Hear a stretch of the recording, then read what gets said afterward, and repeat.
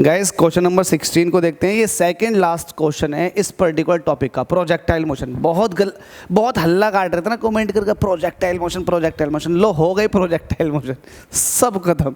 Second last question बचे हुआ है। एग्जाम्पल भी इसके ऑलमोस्ट 2 या 3-4 एग्जाम्पल बचे हुए हैं, वो भी लास्ट के, वो लेंथी हैं, तो उनको करा देंगे, वो भी करा देंगे। लेकिन आपकी पीएफपी तो कंप्लीट। एक बच्चे की कमेंट थी पूरी पीएफपी के, उन्होंने कमेंट लिख दिए, क्वेश्चन 1, क्वेश्चन 2, क्वेश्चन 3, क्वेश्चन 4। ले भाई, तेरे सभी क्वेश्चनों का एक साथ जवाब मिल गया।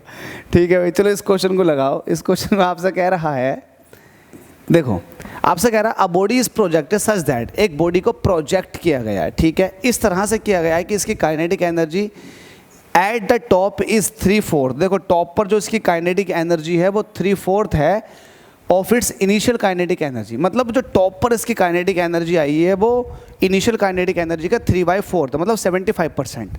हमसे कह रहा है what is the initial angle of the projection of the projectile with the horizontal. आपको ये बताना है इस प्रोजेक्टाइल का हॉरिजॉन्टल के साथ इनिशियल एंगल कितना है, थीटा बताना है। तो एक बात बताओ मुझे, जब ये प्रोजेक्टाइल मोशन हो रही होगी तो लेट अस सपोज कि इनिशियल वेलोसिटी तो ये है, तो इनिशियल काइनेटिक एनर्जी कितनी होगी इसकी, आप लिखोगे initial kinetic energy. Kinetic energy तो वेलोसिटी से निकलती है, वेलोसिटी इनिशियल वेलोसिटी u है, तो आप कहोगे इनिशियल काइनेटिक एनर्जी जो आ जाएगी वो आ जाएगी 12mu²। ठीक है, ये इनिशियल काइनेटिक एनर्जी है। अब ये जैसे जैसे ऊपर को जाएगा, अब ऊपर को क्यों जा रहा है, क्योंकि इसका कंपोनेंट आता है u sin थीटा वाला। ये u sin थीटा वाला कंपोनेंट जो है वेलोसिटी का, इसको ऊपर की तरफ को धकेलता है, जबकि horizontal component u cos theta जो है इसको आगे बढ़ाता, तभी तो ये 2D के अंदर मूव करता है ऑब्जेक्ट। अब जैसे जैसे ऊपर को जाएगा तो मैक्सिमम हाइट पर पहुंचने के बाद इसके पास सिर्फ हॉरिजॉन्टल वेलोसिटी होगी, वर्टिकल वेलोसिटी खत्म हो जाएगी। क्यों वर्टिकल वेलोसिटी खत्म क्यों हो जाएगी, क्योंकि भाई वर्टिकल वेलोसिटी खत्म हुई है तभी तो ये अपने मैक्सिमम हाइट पर पहुंच चुका है।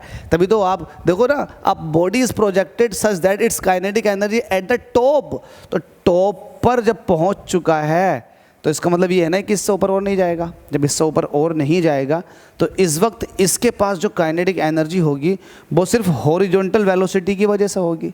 यस और नो, बिल्कुल यस, क्योंकि वर्टिकल वेलोसिटी तो है ही नहीं, अब हॉरिजॉन्टल वेलोसिटी। अब हॉरिजॉन्टल वेलोसिटी कितनी है, u cos theta. Horizontal velocity तो लगातार u cos थीटा ही रहता भाई, लगातार u cos थीटा। ठीक है, जब तक ये नीचे नहीं गिर जाता तब तक horizontal velocity u cos theta ही रहता है। तो हॉरिजॉन्टल वेलोसिटी यहाँ पर है u cos थीटा, तो यहाँ पर velocity u cos theta top पर, तो यहाँ पर काइनेटिक एनर्जी कितनी हो जाएगी, तो यहाँ पर काइनेटिक एनर्जी हो जाएगी 12m वेलोसिटी का स्क्वायर, मतलब u² cos² थीटा। क्लियर है ये वाली बात, बिल्कुल क्लियर है। जब ये वाली बात क्लियर है तो आप लिखोगे final kinetic energy. It means kinetic energy at top ये हो जाएगी 12m, वेलोसिटी कितनी है जल्दी से बताओ, u cos थीटा इसका स्क्वायर, तो ये हो जाएगी 12mu² cos² थीटा। अब अकॉर्डिंग टू द क्वेश्चन चलते हैं। अकॉर्डिंग टू द क्वेश्चन के अकॉर्डिंग क्या है, final kinetic energy upon initial kinetic energy, इसका जो रेशियो है वो है 3/4। फाइनल काइनेटिक एनर्जी कितनी है, 12mu² cos² theta. Initial kinetic energy कितनी है, 12mu², ये वैल्यू कितनी आ रही है, 3/4 आ रही है। देखो हाफ से हाफ कटा, m से m कटा, u² से u² कटा, तो यहाँ पर बचेगा cos² थीटा। तो यहाँ से cos थीटा जब करोगे तो स्क्वायर जो है इधर जाकर स्क्वायर रूट में हो जाएगा 3/4। स्क्वायर रूट में 3 रह जाएगा, 4 का निकल कर आ जाएगा 2। अब मुझे बताओ cos थीटा की किस वैल्यू पर √3/2 आता है, तो आप कहोगे cos 60 डिग्री पर, नहीं 30 डिग्री पर। sin 60 डिग्री की वैल्यू होती है √3/2, तो cos 30 डिग्री की हो गई। sin 60 की जो वैल्यू होगी वो cos 30 की होगी, तो cos 30 डिग्री की वैल्यू कितनी हो जाएगी, √3/2।